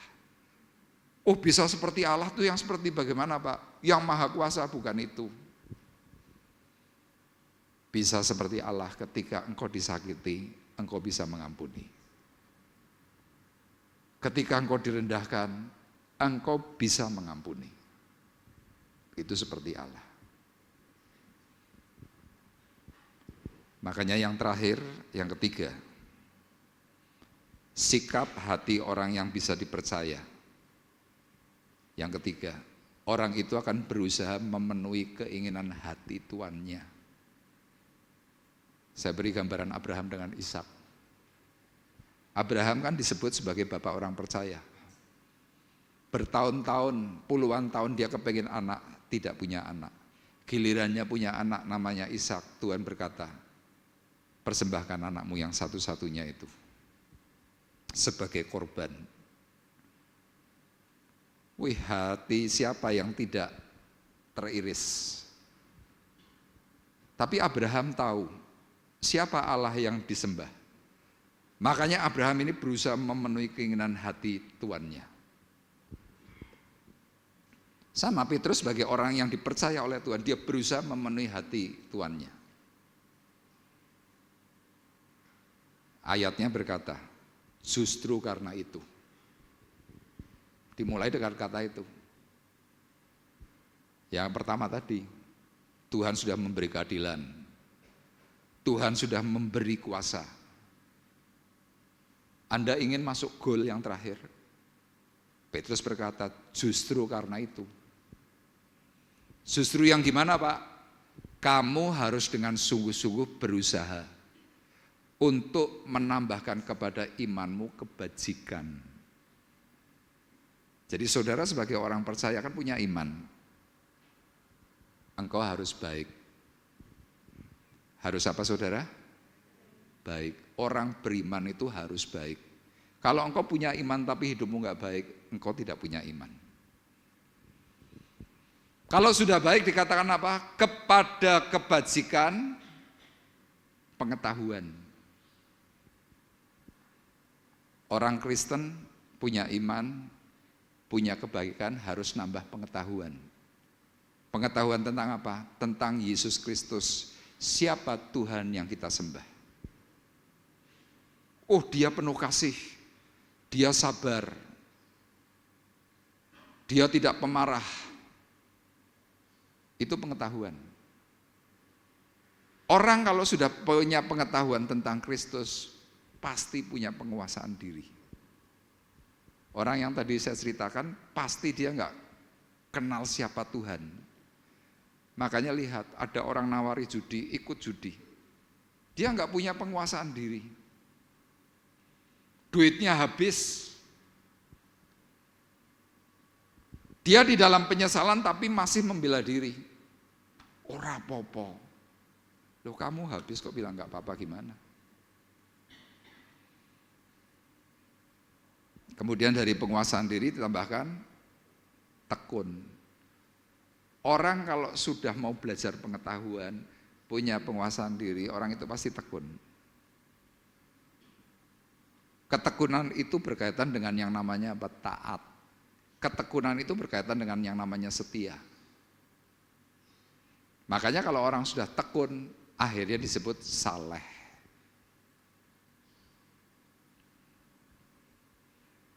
Saleh itu ngapain, Pak? Tadi meliputi orang baik, pengetahuan ilmu agamanya luar biasa, disenggol, tidak tersinggung karena punya penguasaan diri, dia rajin ibadah. Ibadah itu dalam bentuk apa? Datang ke gereja, baca firman, doa. Orang baru berkata, saleh. Orang kalau sudah mampu sampai kepada titik saleh, saya berani pastikan, orang itu bisa mengamalkan yang namanya kasih saudara. Ketemu orang lain, menjengkelkan, tapi kasih saudara itu akan muncul. Ora apa-apa, tidak masalah. Tapi kalau kita belum sampai kepada 5 tahap yang awal, kita nggak lakukan itu semua, untuk mengasihi itu sulit. Kasih persaudaraan ini kalau di dalam bahasa asli itu memakai kata philia. Kata philia itu mengarah kepada siapa? Suami, istri, anak. Itu philia, itu kasih saudara. Engkau pasti akan mengasihi istrimu, engkau pasti akan mengasihi anakmu, anak mengasihi orang tua, dan lain sebagainya. Itu kasih saudara. Ini yang namanya 8 langkah iman. Iman, kebajikan, pengetahuan, penguasaan diri, ketekunan, kesalehan, kasih akan saudara-saudara, kasih akan semua orang. Nah, ini yang bagian paling sulit, kasih akan semua orang. Itu agape. Itu kasihnya Tuhan. Anda mungkin masih berkata, Pak, itu juga enggak mungkin. Saudara, saya beritahu, kalau Tuhan sudah ngomong, itu tidak ada yang tidak mungkin. Pasti bisa. Tinggal masalahnya mau atau enggak. Makanya dalam ayat 8 dikatakan, sebab apabila semuanya itu ada padamu dengan berlimpah-limpah, kamu akan dibuatnya menjadi giat. Engkau akan berhasil dalam pengenalanmu akan Yesus Kristus Tuhan kita.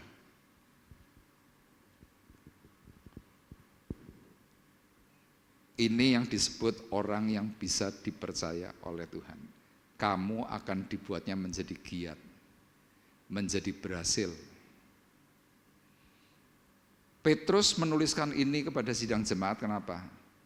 Dia lakukan itu semuanya, Bapak Ibu. Dia mau mengatakan kepada seluruh dunia, aku orang yang bisa dipercaya.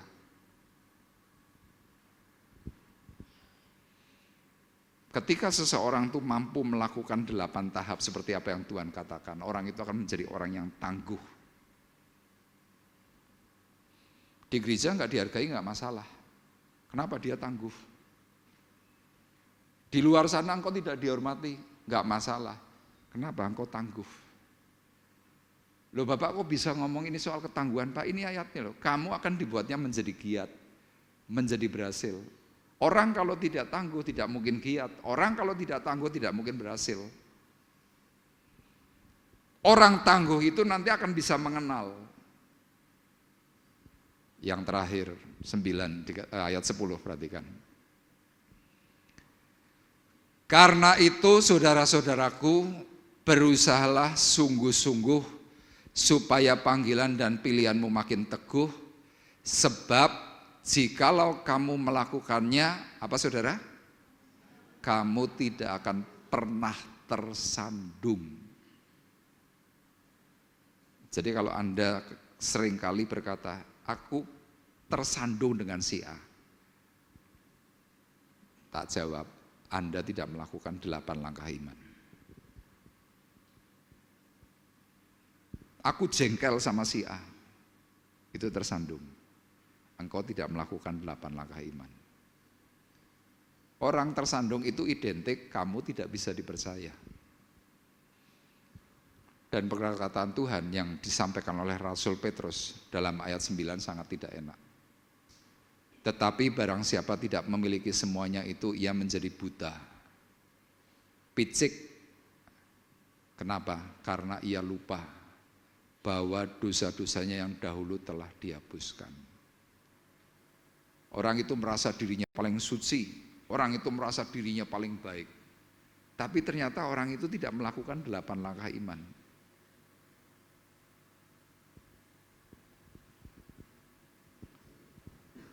Tuhan hari ini mau memberikan kepastian kepada kita. Ketika engkau bisa dipercaya oleh Tuhan, ayat 11 akan memberikan jawaban yang mutlak. Dengan demikian kepada kamu akan dikaruniakan hak penuh untuk memasuki kerajaan kekal, yaitu kerajaan Tuhan dan Juru Selamat kita, Yesus Kristus. Sudah kita diberi jalan, ada 8 langkah iman. Kita diberi kepastian kalau kamu lakukan itu, ini loh kerajaan Tuhan itu terbuka. Anda masih berdalih juga mengatakan, Pak, nggak bisa Pak. Tidak bisa Pak. Yang terakhir, Lukas 17 ayat 10. Ini tips yang terbaik. Kalau Anda berkata bahwa tidak bisa, ini tips dari Tuhan, ini yang ngomong Tuhan Yesus. Yuk kita akan baca bersama-sama, 2, 3. Demikian jugalah kamu, apabila kamu telah melakukan segala sesuatu yang ditugaskan kepadamu, hendaklah kamu berkata, kami adalah hamba-hamba yang tidak berguna, kami hanya melakukan apa yang kami harus lakukan. Sudah kuncinya itu. Nanti di tempat ini sudah tidak ada lagi berkata aku kecewa, tidak ada. Kenapa? Aku hanya melakukan tugas tanggung jawabku. Meskipun aku tidak dipuji, enggak masalah. Oh, aku sudah memberikan korban yang terbaik, aku tidak dihormati, aku kecewa, itu tidak ada lagi. Kenapa? Aku melakukan tugas tanggung jawabku sebagai orang yang dipercaya oleh Tuhan, karena hidupku diberkati dengan uang yang melimpah. Demikian juga dengan saya Bapak Ibu. Saya di tempat ini sebagai gembala, saya mencoba belajar. Ada orang-orang yang terus menyerang saya, ayat ini yang saya gunakan. Saya hanya melakukan tugas tanggung jawab. Aku hamba yang tidak berguna. Aku hanya melakukan apa yang kami harus lakukan. Kenapa? Tuhan yang memberikan penilaian. Manusia menilai bisa salah. Demikian juga Anda. Ketika Anda mungkin hari ini sedang dikecewakan, Anda hari ini sedang jengkel, Anda hari ini sedang mangkel. Kenapa? Anda merasa lebih. Ayat ini akan membantu Anda supaya Anda bisa dipulihkan oleh Tuhan. Kami hanya melakukan apa yang kami harus lakukan, karena aku hamba yang tidak berguna. Sudah hidup kita beres, suatu hari nanti Tuhan datang kepada kita, Tuhan tanya, kamu bisa dipercaya enggak?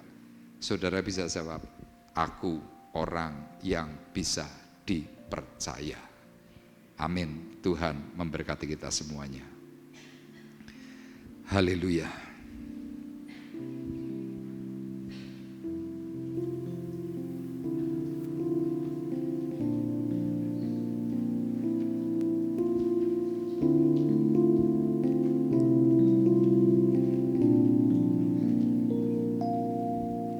Hanya kepadamu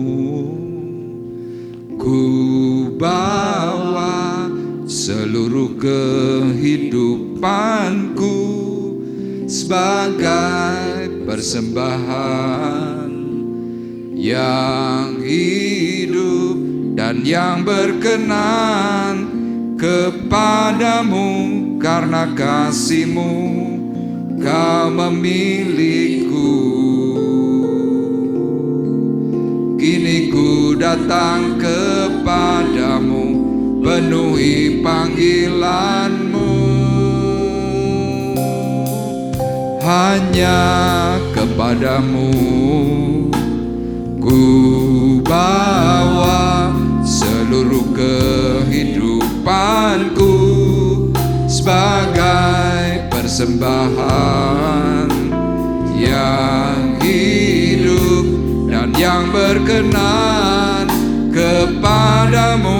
Karena kasih-Mu Kau memilihku. Kini ku datang kepadamu, penuhi panggilan-Mu. Ini aku bejana-Mu, bentuklah sesuai kehendak-Mu. Ku genapi firman-Mu. Oh Yesusku, jadikanku alat yang indah di mata-Mu, bejana yang sempurna seperti-Mu. Katakan, ini aku, bejana-Mu, bentuklah sesuai kehendak-Mu, untuk genapi firman-Mu. Oh Yesusku, jadikanku alat yang indah di mata-Mu, bejana yang sempurna seperti-Mu. Katakan, ini aku, bejana-Mu, bentuklah sesuai kehendak-Mu, untuk genapi firman-Mu. Oh Yesusku, jadikanku alat yang indah di mata-Mu, bejana yang sempurna seperti-Mu. Ini aku, bejana-Mu, bentuklah sesuai kehendak-Mu, untuk genapi firman-Mu. Yang Yesusku, jadikanku alat yang indah di mata-Mu, bejana yang sempurna seperti-Mu. Ini aku. Kita bersama-sama berdiri, tunjukkan dirimu kepada Tuhan. Ini aku Tuhan, orang yang bisa dipercaya. Aku mau melakukan sesuai dengan apa yang Kau sudah berikan. Alat yang indah di mata-Mu, Bejana yang sempurna seperti-Mu. Ini aku, bejana-Mu, bentuklah sesuai kehendak-Mu, untuk genapi firman-Mu. Oh Yesusku, jadikanku alat yang indah di mata-Mu, bejana yang sempurna seperti-Mu. Ini aku, bejana-Mu, bentuklah sesuai kehendak-Mu, untuk genapi firman-Mu. Oh Yesusku, jadikanku alat yang indah di mata-Mu, bejana yang sempurna seperti-Mu.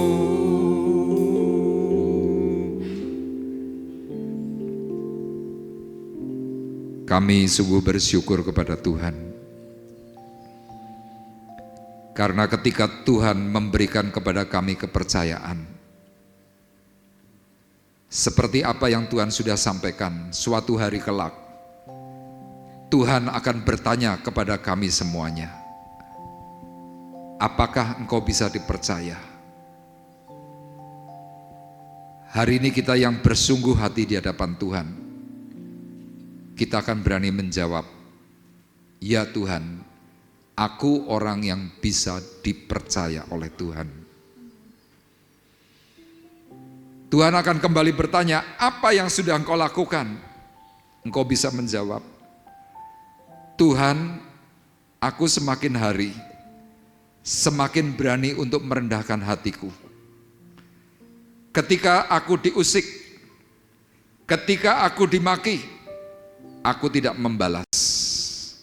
Tetapi aku menyerahkan semuanya itu kepada Tuhan, Hakim yang adil. Dan kau juga bisa memberikan perkataan kepada Tuhan, aku sudah menjauhi dari setiap hal hawa nafsu duniawi. Aku menjauhi itu semua karena aku sedang berusaha menyenangkan hati Tuhan.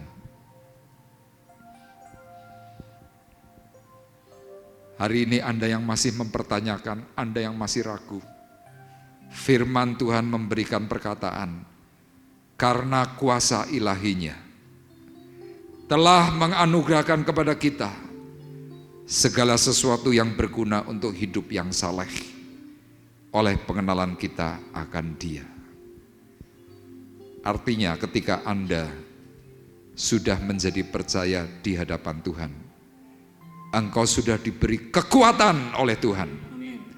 Engkau bisa melakukan segala sesuatu yang sulit karena Tuhan yang bekerja untuk hidupmu. Terima kasih Bapa di surga. Kami pegang perkataan-Mu, kami siap melakukannya dengan pertolongan dari Allah Roh Kudus. Berkati Tuhan seluruh sidang jemaat-Mu yang hadir. Berkati dengan berkat sepenuh, sehingga ketika mereka mendengar waktu kedatangan Tuhan yang kedua kali, mereka sudah berkata, Tuhan, aku siap, karena aku adalah orang yang bisa dipercaya oleh Tuhan. Terima kasih. Di dalam nama Tuhan Yesus Kristus, kami berdoa mengucapkan syukur kami. Haleluya. Amin. Ini aku bejanamu. Bapak Ibu dipersilahkan duduk. Bentuklah sesuai kehendak-Mu, untuk genapi firman-Mu. Oh Yesusku, jadikanku alat yang indah di mata-Mu, bejana yang sempurna seperti-Mu. Ini aku bejanamu, bentuklah sesuai kehendak-Mu, untuk genapi firman-Mu. Oh Yesusku, jadikanku alat yang indah di mata-Mu, bejana yang sempurna seperti-Mu. Puji nama Tuhan, Bapak Ibu diberkati oleh firman Tuhan di pagi hari ini. Haleluya. Baik Bapak Ibu, kita akan memberikan korban syukur di pagi hari ini kepada Tuhan. Dan kita akan berdoa sekali lagi untuk persembahan. Bapa di surga, terima kasih. Kami sungguh mengucapkan syukur kepada Tuhan di pagi hari ini untuk firman-Mu. Biarlah apa yang sudah kami terima di pagi hari ini Tuhan, firman-Mu itu yang terus bekerja. Terus Tuhan memberikan pengertian yang lebih dalam lagi dalam setiap hidup kami. Kami tidak lagi mengandalkan kekuatan, kami tidak lagi mengandalkan keduniawian ini Tuhan. Tapi kami mau mengandalkan bahwa Tuhan ada di dalam setiap langkah kehidupan kami. Terima kasih Bapak, Tuhan Kau memberkati untuk hamba-Mu Pak Arif yang sudah menyampaikan firman di tempat ini. Kiranya Tuhan akan perlengkapi lebih lagi, bahkan Tuhan akan sempurnakan untuk kesehatannya di masa-masa pemulihan, supaya hamba-Mu Tuhan ini boleh kembali sehat seperti sedia kala untuk mempermuliakan nama-Mu. Di pagi hari ini Tuhan, kami hendak memberikan korban syukur melalui keuangan kami. Kiranya Tuhan memberkati untuk kami semuanya, bahkan yang belum Tuhan memberikan. Kami percaya Engkau yang akan mengembalikan berkali-kali lipat atas kami. Tuhan berkati untuk imamat yang menjalankan di pagi hari ini. Di dalam nama Yesus kami sudah berdoa. Amin. Terima kasih untuk persembahan yang sudah diberikan di pagi hari ini. Kita akan bersama-sama mengakhiri perjumpaan ibadah kita. Saya kembali mengundang Bapak Ibu untuk bangkit berdiri, kita akan berdoa. Tuhan, terima kasih untuk hari ini, karena sesuai dengan apa yang Tuhan katakan, ketika kami beribadah, maka Tuhan memberkati hari Sabat.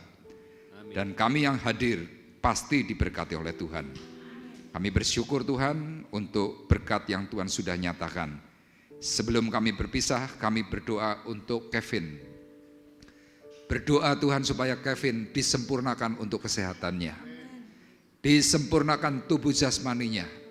Secara khusus Tuhan di bagian kepala. Kami mohon Tuhan, supaya rencana yang akan dioperasi, kami mohonkan kepada Tuhan. Kalau Tuhan berkenan kepada Kevin, maka operasi itu bisa dibatalkan. Dan Tuhan memberikan pemulihan kesembuhan secara ajaib.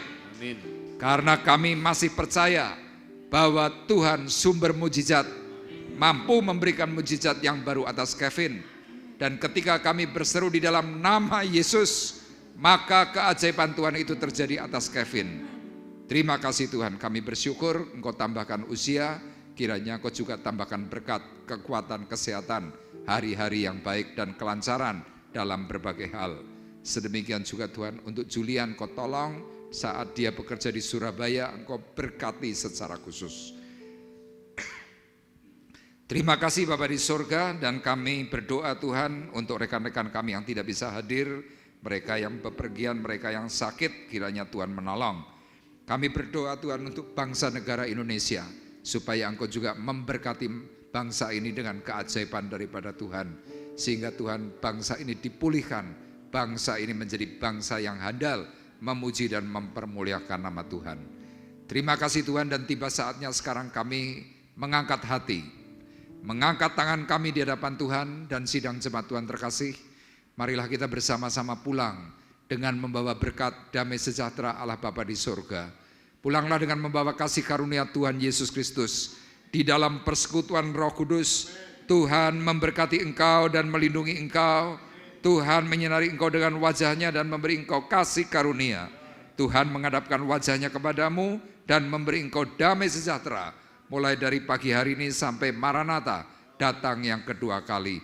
Dalam berkat nama Tuhan Yesus Kristus, kami berdoa dan mengucapkan syukur kami. Kita semua yang diberkati oleh Tuhan bersama-sama berkata, amin. Terima kasih Yesus. Terima kasih Yesus. Ku beri syukur hanya bagimu, ya Allahku, ya Tuhan.